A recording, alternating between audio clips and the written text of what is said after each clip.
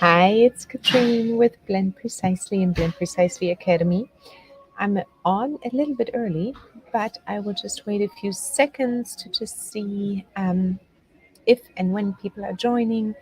So I'm here today in Meredith in a coffee shop. I'm gonna just turn off my emails. And I had to stop here because we had to drop off our car. It has an engine problem and it's supposed to only cost around $7,000. So that's the life of having a car. It's so much better to just have a bicycle. It's just a little bit impossible if you live in an entrepreneurial area, in a rural area. Anyway, hello. Let me quickly know if you can hear me, and I will double check my settings as well. Default microphone. Okay, let's see. Give me a thumbs up if you can hear me. External microphone. Let's see. Can you hear me? Now. It should work. It shows me you should be able to hear me. But if you can give me a quick thumbs up for the ones watching, that would be lovely. Um, so let me see.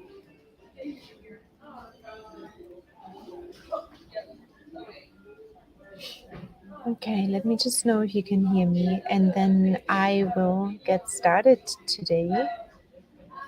And I will just give it a moment. Let me see quickly on here, because it's always when you're in a new environment, suddenly it's not so easy to know if it's possible. Let me see. Da-da-da-da. And you should be able, right? Oh, here it is. Let me just here. Yeah. Okay. Perfect. All right. So again, I am actually calling from Meredith in New Hampshire, and we just brought our car to the repair station to have our engine replaced. Oh, great. Okay, so you can hear me. Perfect. Hello, Roberta. Okay, so wonderful. So today I prepared a small slideshow for you. So if we are creating products, one of the best selling aspects of products is product photography. So what that means is actually that most people buy with their eyes, right? So the first thing they're seeing is your product photography when they're going and shopping online. And a scroll stopper is basically a wonderful photograph that explains everything in the photograph itself, what you're about to sell or what you're selling. So, photography or product photography plays a humongous part in selling products in general. It's not only that we explain what kind of therapeutic properties our blend has, that's actually the secondary part. The very first part is that people are going to see your photograph and that makes them stop and they want to watch and see what you have. And then the second thing is going to be reviews, and the third thing is going to be what is actually in the blend. What does the product have to offer to me as a customer?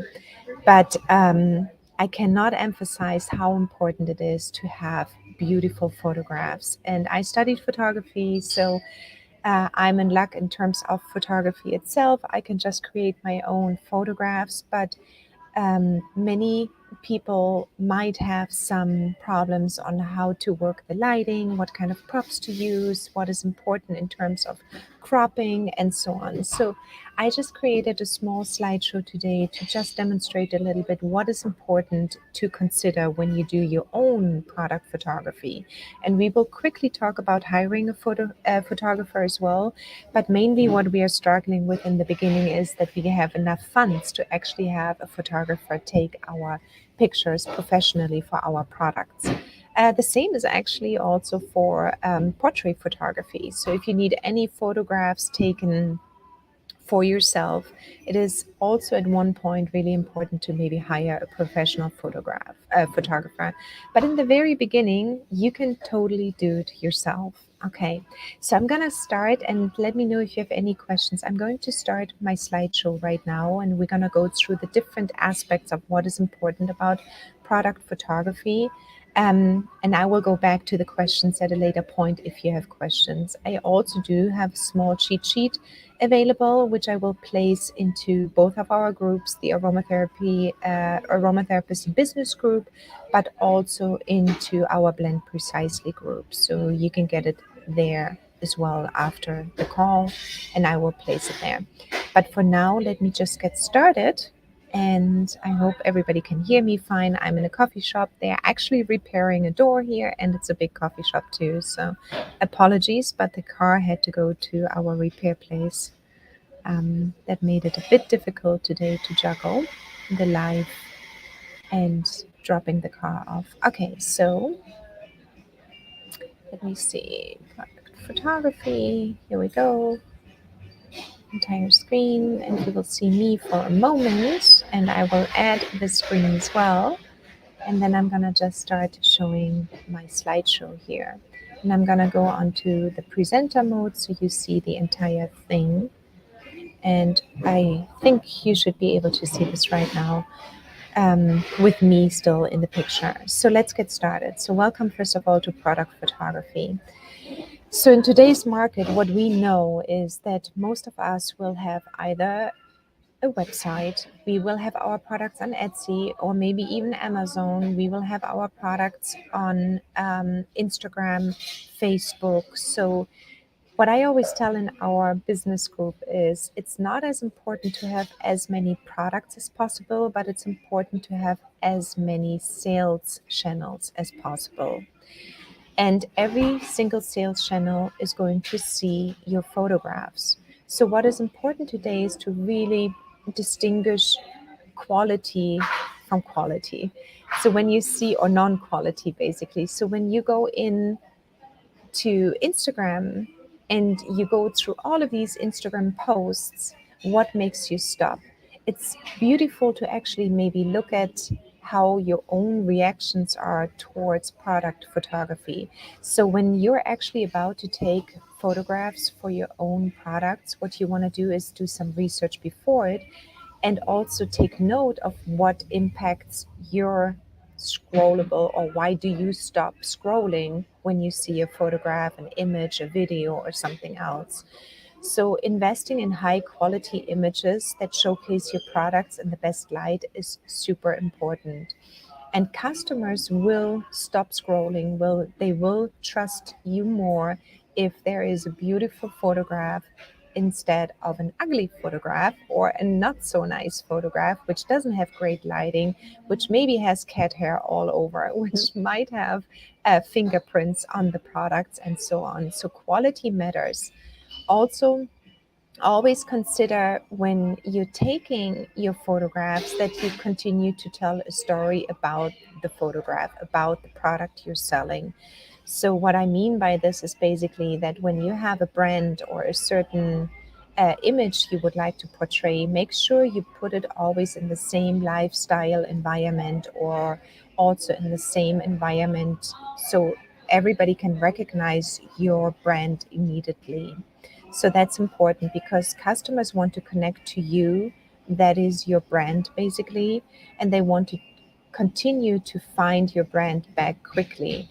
And if you think of anything like, you know exactly when you see McDonald's, right? You know exactly when you see advertisement from specific brands. Not that it's a good brand to go by, but our eyes look at what we can recognize back over and over again. So create a story of your brand, the colors, the fonts you're using, the positioning of your products, the lighting you're using. You want to try to replicate that through the entire product line.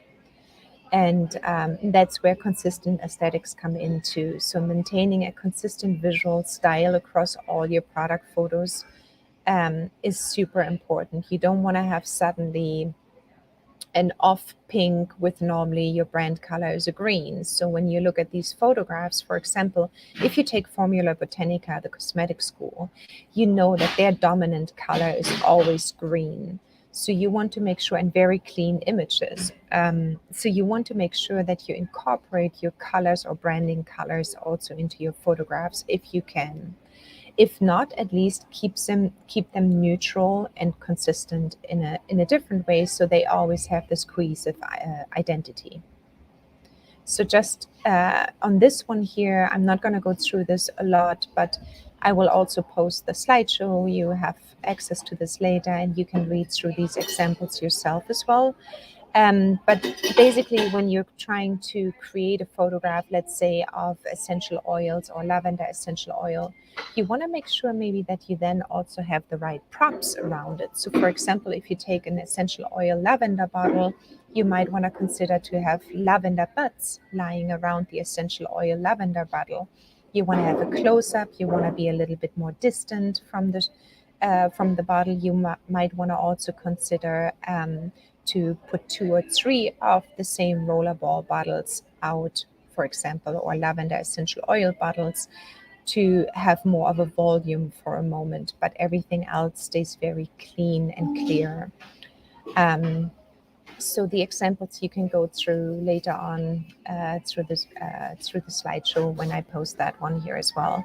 So the subscription and gift boxes, for example, if you create gift boxes and you do subscription boxes or anything alike that shows volume, the customers still want to see the different items inside of the box. So yes, you have to take an overall picture here. Oops, no, let's go back.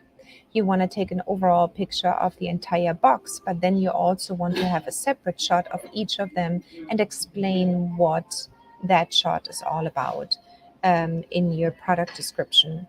But make sure you, again, have consistency here and show the customers what is actually inside the box.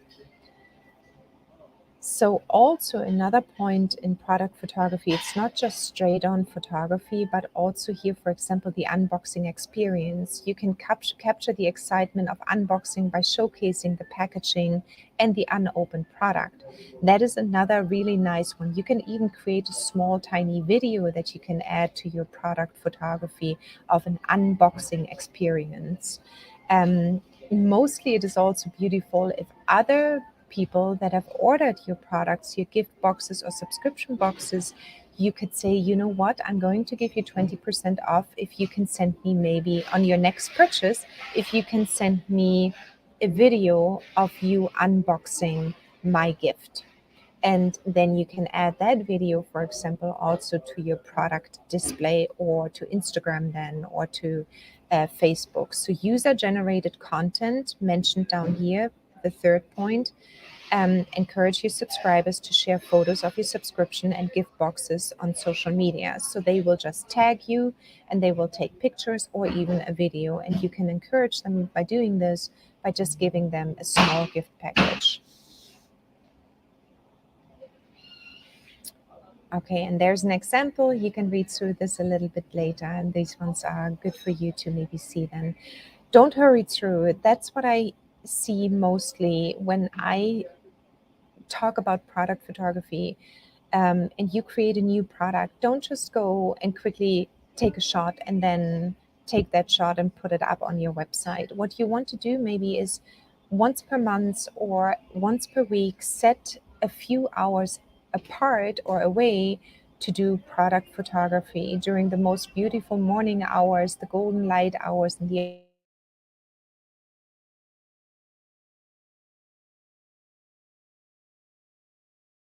product is that requires patience, that requires a good setup, and that requires also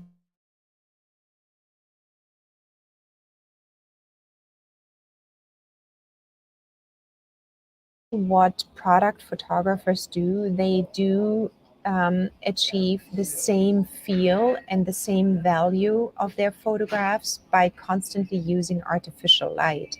And so they have these beautiful soft boxes, they have these beautiful setups, to just create the same consistency for product photography. When you do it at home,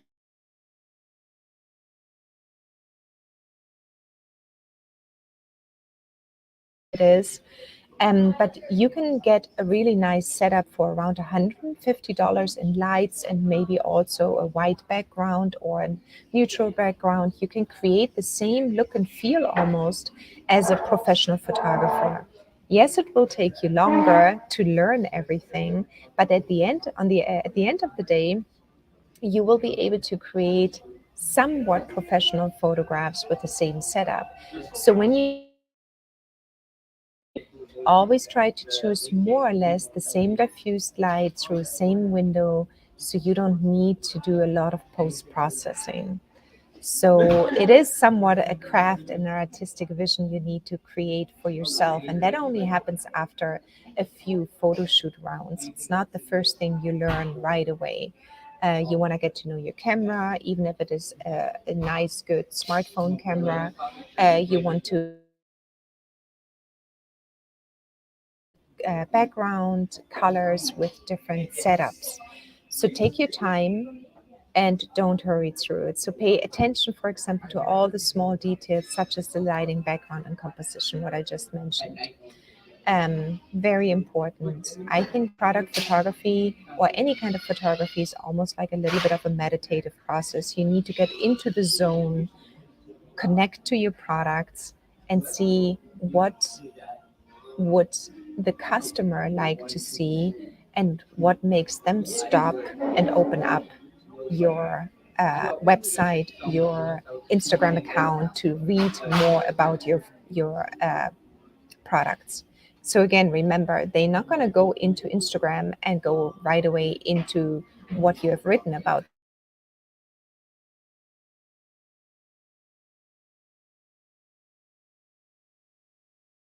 The highest attention or the biggest attention should be paid to product photography. Few examples, and you can take the time to go through this, zoom in, zoom out, and so on. Preparation is key, and that's why I created this cheat sheet.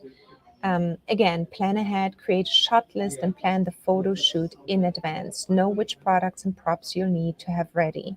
The thing is, especially if you have a small apartment, if you don't have a dedicated area for product photography, most of us don't have that, you want to plan ahead. So if you know you're going to have an aromatherapy, lavender, essential oil roller ball, and you're going to have soap that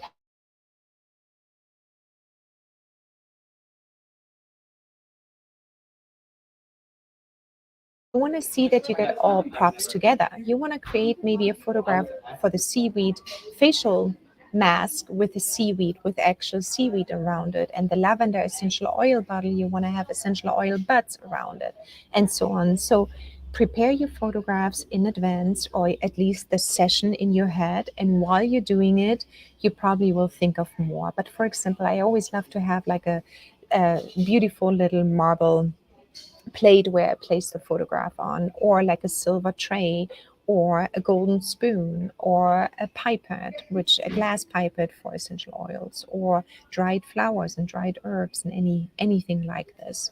The styling matters as well. So when you place your items on your foreground, see how you place them, see how you're gonna take the pictures from above, from far away, zoom in a little bit. It all makes a huge difference, the way you style them, and then also the angles you choose. And then, of course, the lighting setup. Ensure you have the right lighting setup for your photo shoot. Experiment with natural lighting, the studio lights, or a combination of both of them. And that often helps when you, for example, have a small window only, but you need some fill light.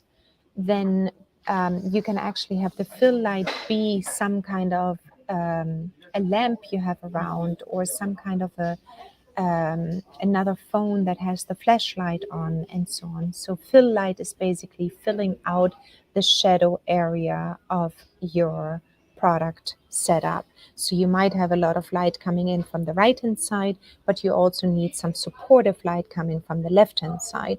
And that is something you can create with a studio light, a flashlight from a different photograph, phone, I mean, sorry, and also just like a table desk light lamp. So that can work as well. And then a few examples on how to prepare. Now, let's talk quickly about hiring a photographer versus doing it yourself. That's very, very clear. If I would tell you right now, always hire a professional photographer. That would mean I'm all for it to have the highest quality of photographs. If you were to have the money, or if you have the money to do it and you don't have any experience with photography, product photography, hire a professional photographer. If, of course, the funds are not there and you cannot afford hiring a photographer, you want to do it yourself. Over time, I would maybe consider, depending on how your photographs, how much joy you have, how much money you can invest into props, maybe over time you want to consider to simply put a little bit of your marketing money and save that one on the side, $20, $100 per month, maybe put it on the side to hire every 6 months, maybe a photographer, especially around the holiday season when this is coming up. They can not only create photographs much faster because they have the equipment, they have a lot of props, they know exactly what they're doing. They're going to do the post processing for you, they're going to do the cropping for you. If money isn't an issue, hire a professional photographer. If that is not the case, I would really encourage you to start taking your holiday photographs with your products already as soon as possible, starting now or in September, because you will notice that you will take a little bit of time to get used to product photography. Don't put product photography at the very bottom of your list, because that is the thing that's going to sell you products, right? So product photography is never a buy thing, a byproduct thing. You always need to put this and calculate that into your budget at the very top of your list. So, yes, hiring a professional photographer is definitely the way to go if you have the budget. If the budget is a concern, definitely try to do it yourself. So, hiring a professional photographer is depending, the cost of it is depending very much where you live. In California, a photographer is much more expensive than maybe in Maryland. So try to see online if you find some photographers. Word of mouth is always good. Um, you can always write another business to say that is in your area. I love your photographs. Do you have a photographer you could recommend? And then you can get price inquiries. That's pretty normal, right? So at least even if you don't hire the photographer right now, at least the next time you know what the price is going to be about or what you need to save up. So they definitely will speed up your entire process because they do have a trained eye. Don't clutter the background. That is something what I see also over and over again, cluttering the background. What you will notice is if you put the emphasis on your product. So here, the lavender buds, just one single bottle with a few flowers around it. That is exactly what you want to go for. If you have a cluttered image, then you will not be able. Sorry for that. Some people are just very excited. If you have a cluttered image, then the emphasis will not be on your product. The emphasis will be on the clutter.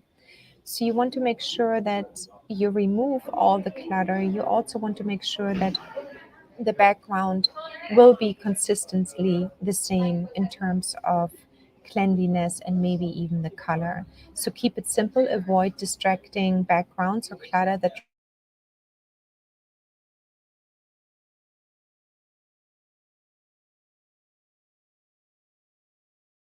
or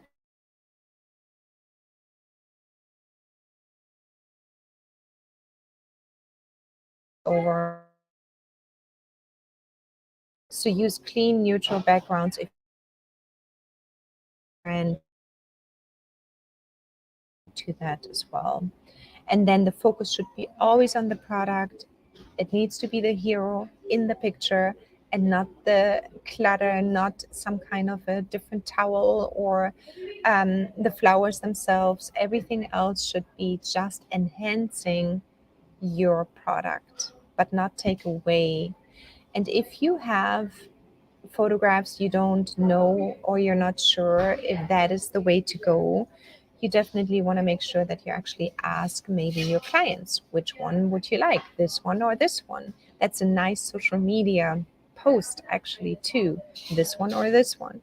And you will get some engagement through that. And then you choose the photograph and you put it up on your website. Okay, examples will be a few tips over here as well.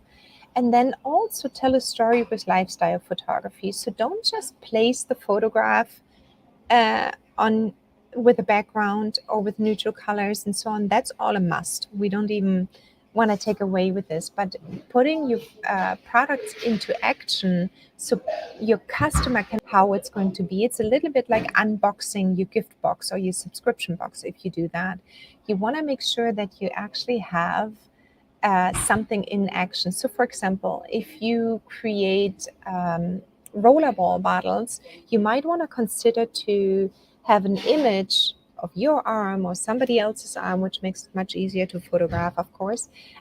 Somebody who has a beautiful wrist and has your rollerball bottle, you just want to take an action picture on the rollerball bottle touching your wrist. The same behind the ears, the same and in the neck area or anywhere else. So make sure that you tell a story. Where is it coming from? When somebody is in pain, are they going to use your headache blend?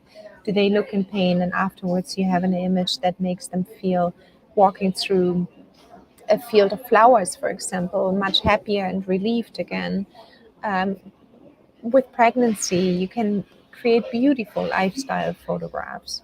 And again, you don't need to have a ton of them, but you want to have like one or two beautiful photographs that are incorporating scenes like, sorry, scenes like the pregnant woman using a special essential oil blend from you, or an elderly getting relief from the arthritis pain or something. So incorporating people, animals, environmental shots, that's what is called lifestyle photography.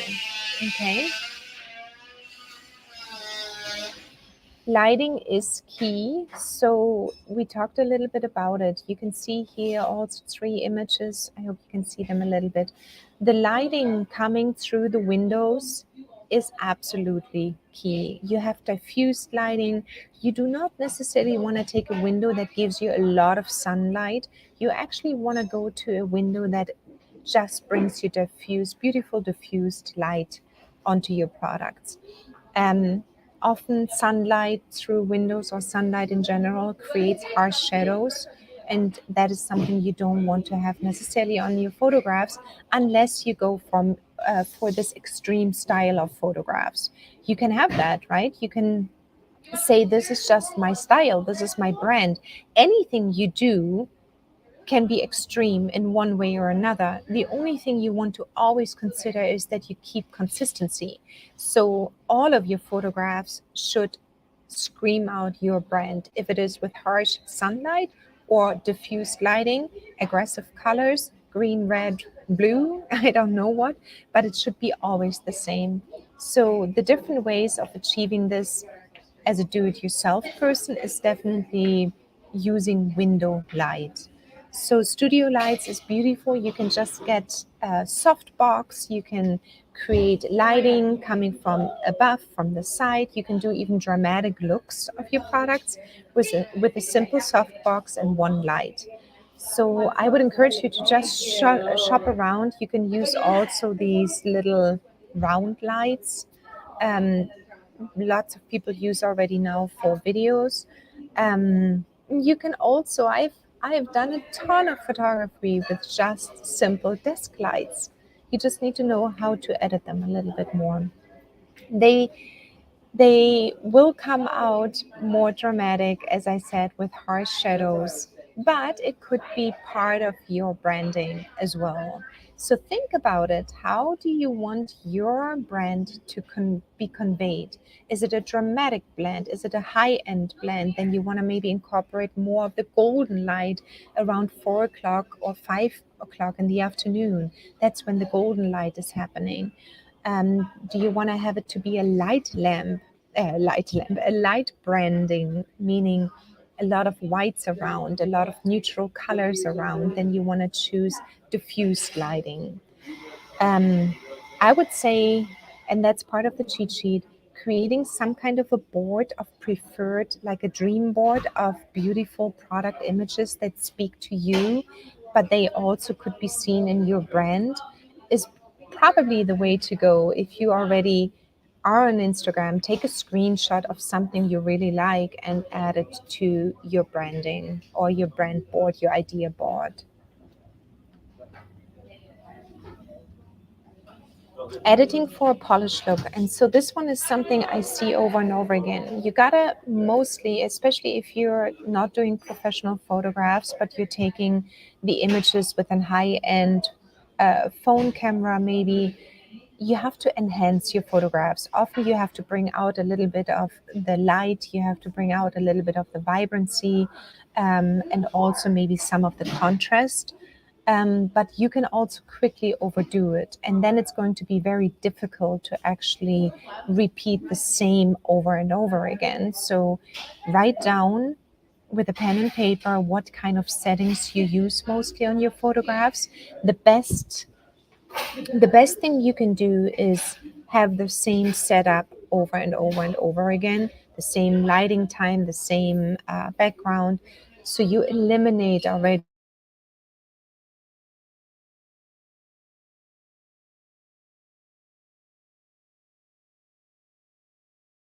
lot of distractions. Software tools can make a product image also quickly very ugly and not looking good anymore. Again, there are product images that actually scream for overdoing it. So if that is your brand, for example, a really fun, alive brand with a lot of colors anyway, you might want to really overdo it as well in your product photography colors. That's when maybe the only time actually, that's when over processing has its place. Other than this, you always want to go for consistency, maintain a consistent editing style across all your product photographs, to ensure a cohesive visual identity, right? Cropping and composition, same thing. If you start, for example, cropping, you have 20 rollerball bottles, they all should look the same when you take the close up shot. They also should all have the same lighting, somewhat the same background, somewhat the same type of props. You don't want to put lavender butts with peppermint essential oil rollerball bottles. So think about the cropping, the composition, the post processing, what is really needed. And again, don't make product photography an afterthought. Example again, and you can read this at a later point when I make this available. So the final tips for product photography is basically test and iterate. Go and put it out to your family members, to your existing clients. Find consistently new angles to shoot your photographs, maybe to get new ideas. Do research, write it down, hold it somewhere in a folder, photographs you liked for your next photo shoot. Feedback is valuable, so definitely ask us in our groups, what do you think, this one or that one? Is this photograph appealing to you? Would you buy this? Getting feedback is not a personal thing. It's much more, how can we help you to create the best photograph of all time so you can sell more of what you have? And then definitely stay true to your brand. Sometimes we tend to see something somewhere and we say, it's like, oh my God, this looks so beautiful. I'm going to add this pink background. And actually, it doesn't really fit with your brand at all. I've done that before myself because I'm very into colors. I love colors, but it doesn't necessarily fit your brand.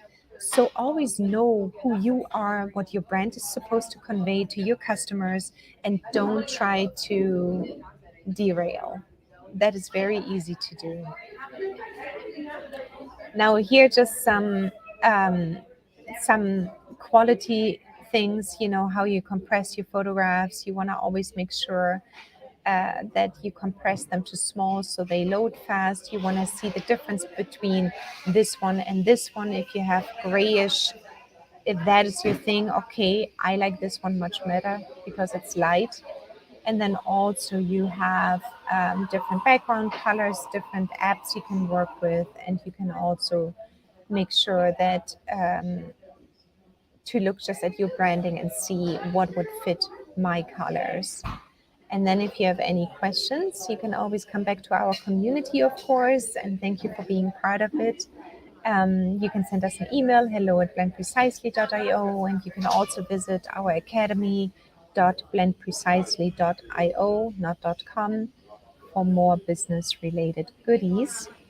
And that's it for here and today. Let me just show you quickly the the one here. That's the product photography checklist, and then I will send this one out as well, the things you need. Okay, so let me go back and stop sharing and see, do you have any questions at this point?